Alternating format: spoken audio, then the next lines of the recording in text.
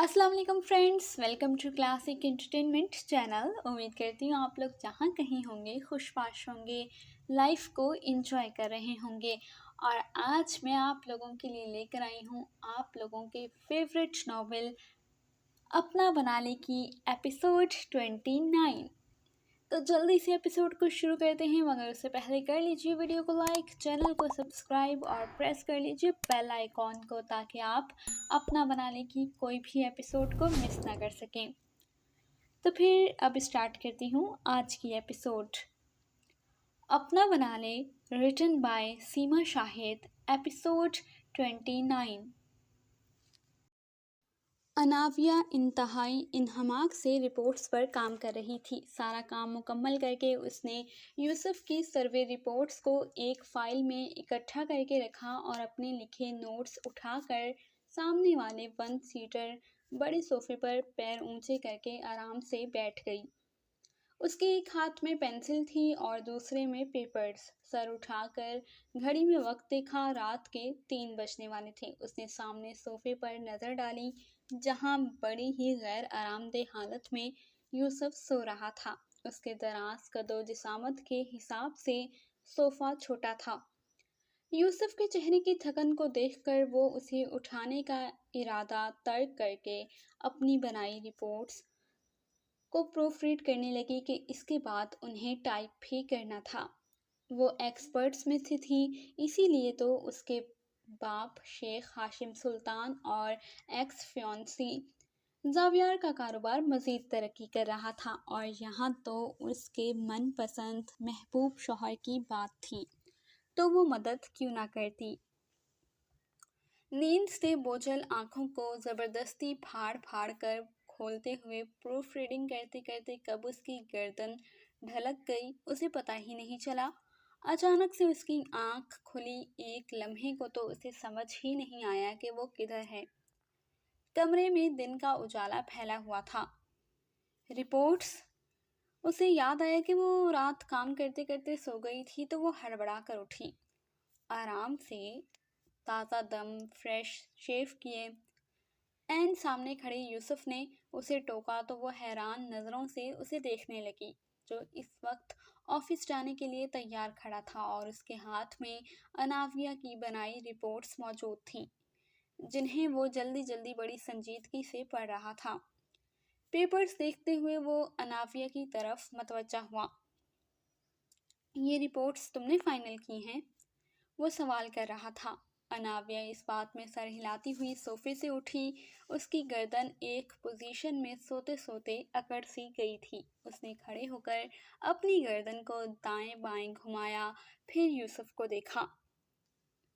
आप रात को इतने सुकून से सो रहे थे कि मुझे आपको जगाकर डिस्टर्ब करना अच्छा नहीं लगा, अनाविया ने बताया। तो वो बिना कुछ कहे प्यार से अनाविया का गाल थपथपाता हुआ आगे अपनी टेबल पर जाकर बैठ गया। अनाविया की बनाई रिपोर्ट्स उसने अपनी सर्वे रिपोर्ट्स के बराबर में रखी और लैपटॉप खोलकर तेजी से टाइप करने लगा। अनाविया ने उसका काम आसान कर दिया था। अब वो जल्दी जल्दी इसमें अपनी माहिराना राय शामिल करके उन्हें फोल्डर में सेव कर रहा था। उसी खामोशी से काम में मगन देखकर अनाविया दोबारा से सोफे पर गिरने के से अंदाज में बैठकर अपनी आंखें बंद कर गई थी कि अभी उसकी नींद पूरी नहीं हुई थी। दूसरा यूसुफ भी सामने बैठा काम कर रहा था, तो वो आंखें मूंद गई। तेजी से अपना काम मुकम्मल करके यूसुफ लैपटॉप बंद करके अपने ब्रीफ केस में रखकर सीधा हुआ तो सोफे पर सोई अनाविया को देखकर उसके लब मुस्कुरा उठे। ये लड़की जो उसकी बीवी थी, उसकी आदत उसकी माँ से बहुत मिलती जुलती थी। वो ऐसे ही तो इसका असीर नहीं हुआ था, और अभी भी वो पूरी कोशिश कर रहा था कि बिजनेस में कुछ ऐसा सेटअप कर सके कि आराम से अनाविया के साथ ढेर सारा नहीं बल्कि सारी ज़िंदगी गुजार सके। पैसे की उसके पास कोई कमी नहीं थी। अगर उसकी महबूबा अरबी शहज़ादी थी, तो वो भी किसी शहज़ादे से कम नहीं था। वो अगर ऑयल मार्केट के बेताज बादशाह की इकलौती बेटी थी तो यूसुफ भी डायमंड किंग था। अलास्का और दुनिया भर में उसकी सोने, डायमंड और मादनियात की कानें मौजूद थीं। वो ऑफिस जाने के लिए तैयार था मगर अनाविया को यूं बेआराम भी नहीं छोड़ सकता था। उसने सोफे के नज़दीक आकर नरमी से सोई हुई अनाविया को अपने मजबूत बाजुओं में उठाया और बेडरूम में लाकर उसे आहिस्तगी से बिस्तर पर लेटाकर तकिया दुरुस्त किया और उसे कंफर्टर उड़ाकर एसी ऑन करके पलटा तो वो जाग चुकी थी और आंखों में नींद का खुमार भरे उसे ही देख रही थी। आप किधर जा रहे हैं? अनाविया ने पूछा। ऑफिस, यूसुफ ने जवाब दिया। बस 10 मिनट रुके, मैं नाश्ता बनाकर लाती हूँ। वो बिस्तर से उठने लगी थी कि यूसुफ ने आगे बढ़कर बिस्तर पर बैठते हुए उसके एतराफ अपने बाजू रखकर उसे रोक दिया। स्वीट हार्ट, अभी मेरा ऑफिस जाना बहुत ज़रूरी है। नाश्ता मैं उधर ही कर लूँगा कि मैं पहले ही बहुत लेट हो चुका हूँ, मगर तैयार रहना, मैं वापस आकर तुमसे बात करूँगा। वो उसकी आंखों में झांकता मोहब्बत से बोला। क्या बात? अनाविया ने परेशानी से उसे देखा। ये रात जिन रिपोर्ट्स को तुमने फाइनल किया है उन्होंने सब कुछ बदल दिया है। मुझे तो अंदाज़ा ही नहीं था कि तुम दूसरे कामों में भी इतनी माहिर होगी, सिवाय पापा की परी बनने के। अनाविया ने मुस्कुराते हुए उसकी बात काटी तो वो खुश दिली से हंस दिया। पापा की परी तो खैर तुम हो और ये स्टेटस कोई भी तुमसे छीन नहीं सकता, मगर ये पापा की परी इतनी टैलेंटेड होगी ये नहीं पता था। खैर अभी तुम ढेर सारा आराम करो, मैं आज रात फ्री हूँ। डिनर डेट पर चलेंगे, तैयार रहना। वो उसके ऊपर कंफर्टर दुरुस्त करके उसकी पेशानी पर बोसा देता उसे सोने की हिदायत करता हुआ अपना कोट और ब्रीफकेस उठाकर लाइट्स ऑफ करके कमरे से निकल गया। यूसुफ के जाने के बाद वो सोने के लिए लेट गई मगर नींद आंखों से गायब हो चुकी थी। यूसुफ का खुशगवार मूड और मुस्कुराता चेहरा उसकी आंखों में बसा हुआ था। उसने दोबारा सोने की कोशिश तर्क की और अब चूंकि आंख खुल ही चुकी थी तो उसे कॉफ़ी की तलब हो रही थी, एक स्ट्रॉन्ग सी ब्लैक कॉफ़ी। अजरा बे के जाने के बाद किचन आजकल उसके अंडर था कि वो अजरा बे के बताए शौहर के दिल का रास्ता उसके मैदे से गुजरता है पर अमल कर रही थी। खाना पकाने में तो वो एक तरह से कोरी ही थी मगर यूट्यूब और मुलाजमीन की मदद से वो कुछ ना कुछ कर ही लेती थी। किचन में आकर उसने कॉफ़ी फेंटनी शुरू की। एक बड़ा मग कॉफ़ी का बनाकर एक प्लेट में कोकोनट कुकीज़ निकाल कर वो टेबल के पास आई। उसका इरादा इत्मीनान से कॉफ़ी इंजॉय करने का था। साथ वाली कुर्सी पर अखबार पड़ा हुआ था। उसे याद आया कि कल रात यूसुफ उठा कर लाया था। कॉफ़ी का सिप लेते हुए उसने रोल किया हुआ अखबार उठाकर सीधा किया। ये एक दिन पुराना अखबार था और पहली ही हेडलाइन देखकर वो शॉक्ड हो गई। Arabic oil king seriously ill. Petroleum की दुनिया के बेताज बादशाह शेख हाशिम सुल्तान की हालत तशवीशनाक। अनाफिया के हाथ से अखबार छूट गया था। वो कॉफ़ी छोड़कर भागती हुई अपने कमरे में आई। मेरा फ़ोन। वो बिस्तर पर साइड मेज़ पर इधर उधर अपना सेल फोन ढूंढ रही थी जो उस दिन जावियार से बात करने के बाद उसने लापरवाही से बंद करके कहीं डाल दिया था। फ़ोन ढूंढकर उसने सबसे पहले दुबई हॉस्पिटल कॉल मिलाई मगर रिसेप्शन से उसे कुछ भी इंफॉर्मेशन प्राइवेसी एक्ट के वजह से नहीं दी गई। उसने फौरी अपने डैडी के सेक्रेटरी को कॉल मिलाई पर वो भी कुछ बताने पर आमादा नहीं था। उसने साफ कह दिया था कि बिना शेख जावियार की इजाज़त के वो कुछ नहीं बता सकता। उसने लाइन काट कर जावियार को कॉल की।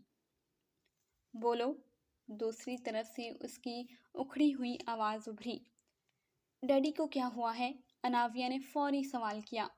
रात उनके सीने में दर्द बढ़ गया था, तड़पने लगे थे, सांस भी नहीं आ रही थी। अभी अभी कैसे हैं वो? अनाविया ने तेजी से उसकी बात काटी। कुछ कह नहीं सकता, वो इस वक्त आईसीयू में है और डॉक्टर्स ने जवाब दे दिया है। पर तुम्हें क्या फिक्र, तुम अपनी आज़ाद लाइफ इंजॉय करो। चाचा की तजहीज़ और तदफीन में देख लूँगा, वो खासे तुर्श लहजे में बोला। हाउ डियर यू, अल्लाह ना करे मेरे डैड को कुछ हो। अनाविया गुराई, फिर बिना मजीद कुछ कहे सुने उसने फ़ोन रखा। अब वो घर के फ़ोन के पास आई जिसमें स्पीड डायल पर यूसुफ का पर्सनल और ऑफिस नंबर सेट था। उसने यूसुफ के सेल पर कॉल मिलाई। बेल जा रही थी मगर वो कॉल रिसीव नहीं कर रहा था। यूसुफ, फ़ोन उठाओ। अनाविया ने दोबारा फ़ोन मिलाया मगर फिर वही बेल जा रही थी। वो यकीनन मीटिंग में होगा। उसने कार्डलेस फ़ोन बिस्तर पर उछाला। वक्त कम था मगर वो भी अरबी शहजादी थी। उसने अपनी असली शनाख्त के साथ अरब अमारात की एयरलाइन को कॉल मिलाई और पहली फ़्लाइट से अपनी सीट बुक करवाकर खड़ी हो गई। ड्रेसिंग रूम में घुसकर उसने अपना पासपोर्ट, डॉक्यूमेंट्स पर्स में रखे। जीन्स के ऊपर लंबी घुटनों को छूती अरबी स्टाइल फ्रॉक पहनकर उसने अपने सुनहरी बालों का ऊंचा जोड़ा बनाकर हिजाब अंदाज में स्कार्फ लिया। पैरों में जॉगर्स पहने और मेंशन से बाहर निकल आई। बाहर 4 गाड़ियां खड़ी थीं मगर ड्राइवर नहीं था। बोरक भी शायद लंच ब्रेक पर था। वो गार्ड्स के रोकने के बावजूद घर से बाहर निकल आई। मेन रोड पर आकर उसने टैक्सी रोकी और ड्राइवर को यूसुफ के ऑफिस का एड्रेस दिया। उसके पास वक्त कम था लेकिन वो यूसुफ को इन्फॉर्म किए बिना जाना नहीं चाहती थी। वो उसका शौहर था और उसे हक हासिल था कि उसकी बीवी उसकी इजाज़त के बिना कहीं ना जाए। वो परेशान सी अपने डैडी के बारे में सोच रही थी जब टैक्सी ड्राइवर ने गाड़ी ऑफिस के बाहर रोकी। मैम, आपकी मंजिल आ गई है। ड्राइवर की बात सुनकर वो सोचों से निकली और टैक्सी ड्राइवर को 5 मिनट इंतज़ार करने का कहकर वो जल्दी से ऑफिस की बिल्डिंग में दाखिल हुई। लिफ्ट में दाखिल होकर यूसुफ के ऑफिस वाला टॉप फ्लोर पुश किया। लिफ्ट से निकलकर वो तेज़ी से चलती हुई ऑफिस में दाखिल हुई। यूसुफ का सेक्रेटरी भी अपनी सीट पर नहीं था मगर उसके ऑफिस का दरवाज़ा नींव हुआ था। वो दरवाजे की तरफ बढ़ी और ठटक कर रुक गई। ये लो, ये शर्ट नीट एंड क्लीन है और तुम पर अच्छी भी लगेगी। ये बिलाशुबा नेहर की आवाज़ थी। थैंक्स नेहर, वैसे तुम्हें उल्टा तो नहीं पड़ा मेरे अपार्टमेंट से ऑफिस आना इतने शॉर्ट नोटिस पर? शर्ट के बटन बंद करते हुए यूसुफ नेहर से पूछ रहा था, यानी कि नेहर को उसने अपने बैचलर अपार्टमेंट में ठहराया हुआ था। अनाविया साकित रह गई। उसके का दिल बड़ी बुरी तरह से टूटा था। यूसुफ और अजरा बे उसे बता चुके थे कि यूसुफ अपने उस बैचलर अपार्टमेंट में किसी को आने की इजाज़त तक नहीं देता। अनाविया वाहिद लड़की थी जो उस अपार्टमेंट में मालिकाना हकूक़ के साथ यूसुफ की बीवी बनकर उतरी थी। वहीं यूसुफ ने उसके साथ शादीशुदा ज़िंदगी की इब्तिदा की थी। वो फ्लैट नहीं बल्कि यूसुफ और अनाविया की छोटी सी दुनिया थी जहां अब नेहर रह रही थी। अनाविया ने पलकें झपक कर अपनी आंखों में उतरती किरचियों को रोका। वो हिम्मत करके अंदर दाखिल होने लगी थी कि नेहर की आवाज़ फिर से सुनकर रुक गई। जानते हो, तुम्हारे पीछे मैं तुम्हारी नई नवेली ब्राइड से मिलने गई थी और पता है वो मट्टी में लथपथ मुलाजमीन वाले काम कर रही थी। उसके नेल्स, बाल, सब जगह मट्टी भरी हुई थी। हाउ डिस्कस्टिंग ना। कोई मेकअप ना, मैनिक्योर ना, कोई ढंग का लिबास, बस तुम्हारी शर्ट पहने मालन बनी हुई थी। और मैं शर्त लगा कर कह सकती हूँ कि उसे ये 2 टके के नीच काम करने में मज़ा आता है। नेहर का लहजा तज़हीक आमेज था। अभी तुम अनाविया हाशिम सुल्तान को अच्छी तरह से जानती नहीं हो, इसलिए ऐसा कह रही हो। यूसुफ की गंभीर आवाज़ सुनकर अनाविया का दिल रुकने लगा था। वो दोनों एक दूसरे के एक्स उसे डिस्कस कर रहे थे। तुम तो ऐसे कह रहे हो जैसे उस जुमा 4 दिन मिली लड़की को तुम बड़ी अच्छी तरह से जानते हो। नेहर की तपी तपी आवाज़। ब्रोकन रिच फैमिली की एक स्पॉइल लड़की जिससे तुमने बिना सोचे समझे शादी कर ली। नेहर की बात सुनकर यूसुफ ने जोर से कहकहा लगाया।